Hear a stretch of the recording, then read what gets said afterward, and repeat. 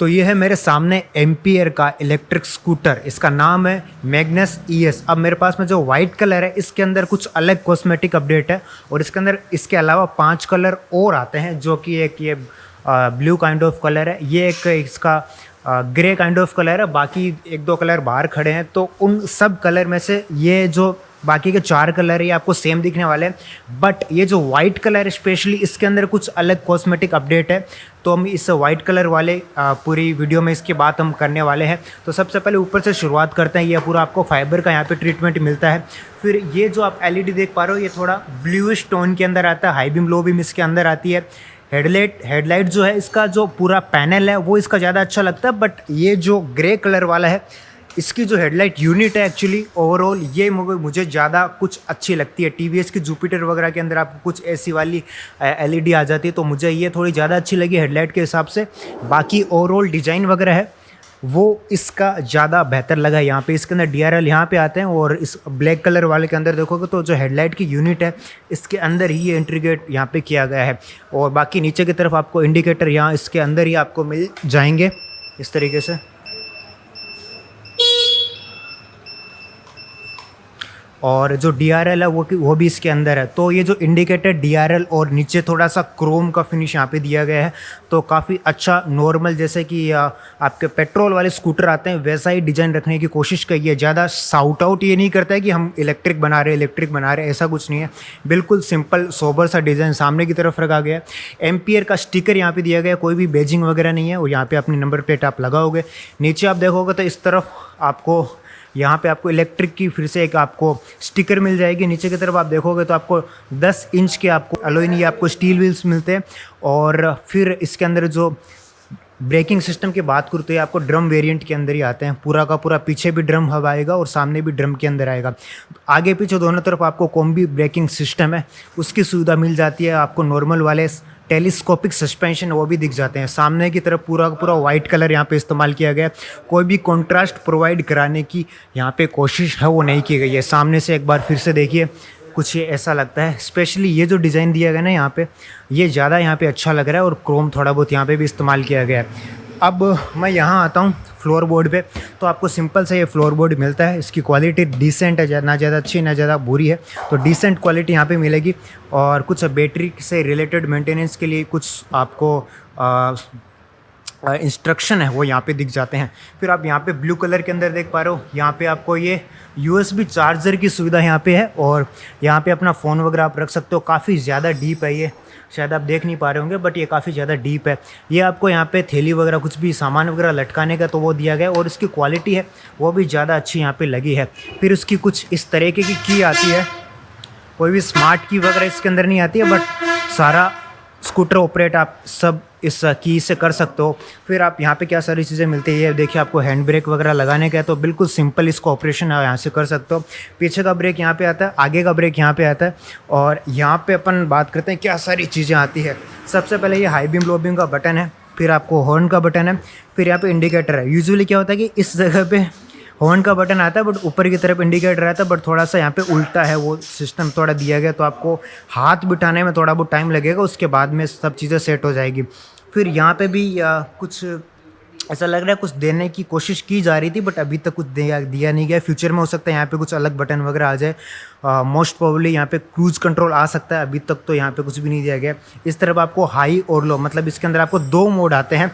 Basically ये क्या करते हैं कि मोटर की जो पावर है वो 2 हिस्से में डिवाइड कर देता है। जैसे यहाँ पे आपको 1 लिखा गया है, मतलब ये फर्स्ट के अंदर है। इसके अंदर आपकी स्पीड 30-35 तक चली जाएगी। आप जब इसको हाई में करोगे तब इसकी स्पीड है 55 है, उसके ऊपर चली जाती है। बाकी आप कैसी रोड पे चला रहे हो, कितने राइड पीछे की तरफ लोग बिठा के चला रहे हो, उसके हिसाब से भी स्पीड है वो वेरी करती रहती है। फिर आपको पूरा यहाँ पे बंद आपको हेडलाइट वगैरह करनी है वो मिल जाएगा। यहाँ पे आप DRL ऑन करोगे, यहाँ से अपनी हेडलाइट है वो मेन ऑन हो जाएगी।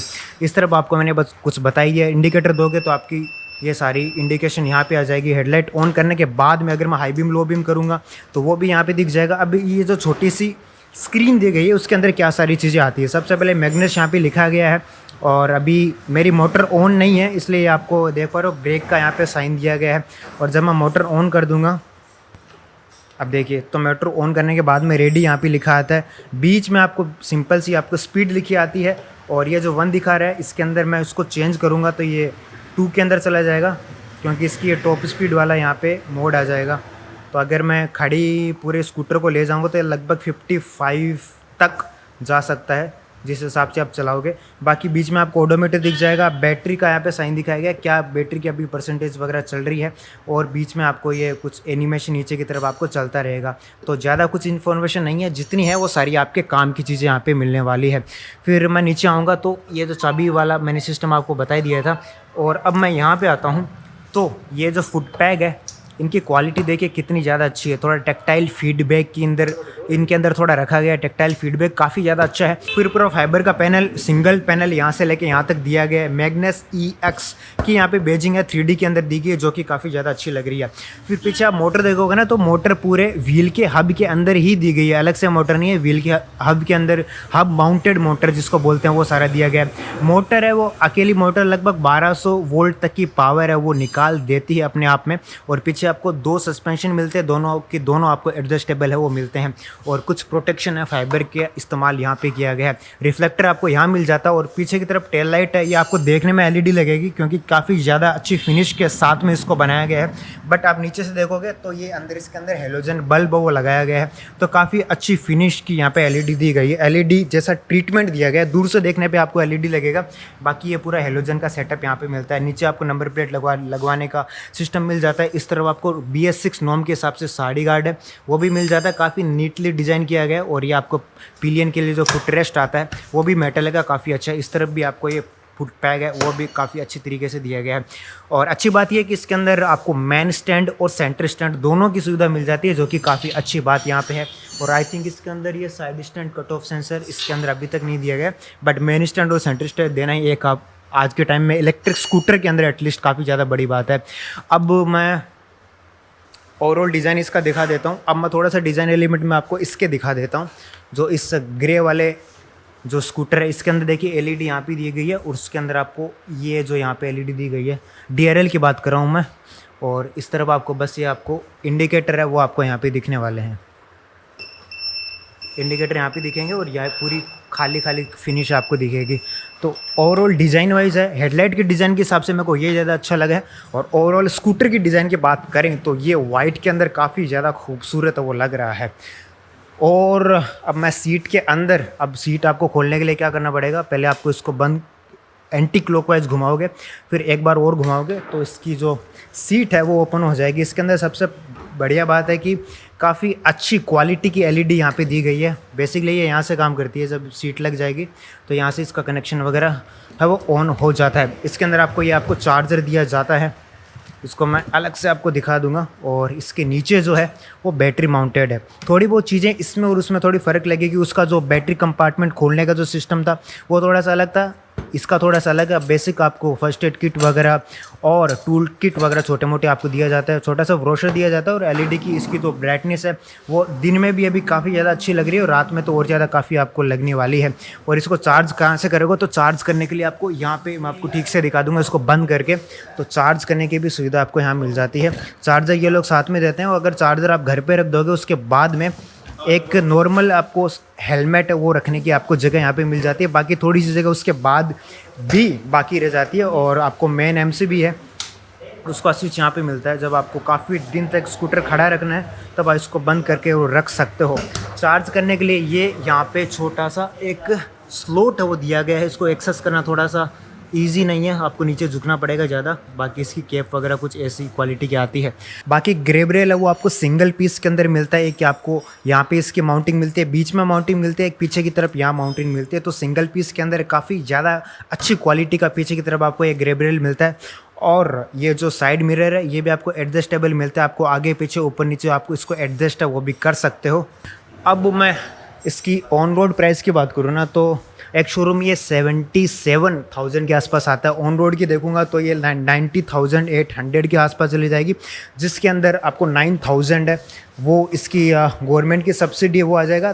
3,000 का लगभग आपको डिस्काउंट वगैरह आ जाएगा। उसके बाद में अगर आप गवर्नमेंट सर्वेंट हो उसके साथ में आपको 3,000 का अलग से डिस्काउंट मिल जाएगा। तो लगभग मोटा मोटी रूप से ये 90,000 91,000 के आसपास ये पूरा स्कूटर है वो चला जाता है। और ये बेसिक से इसके अंदर फीचर्स वगैरह आते हैं। जो भी फीचर्स है ज़्यादा कुछ गिमी की फीचर नहीं है, जो भी आपको एथर के अंदर, अब इसको गिमी की तो नहीं बोल सकता हूँ, बट जो आपको यूजुअली एक डे टू डे लाइफ के अंदर चीज़ें काम आती है वो तो सब इसके अंदर दी गई है।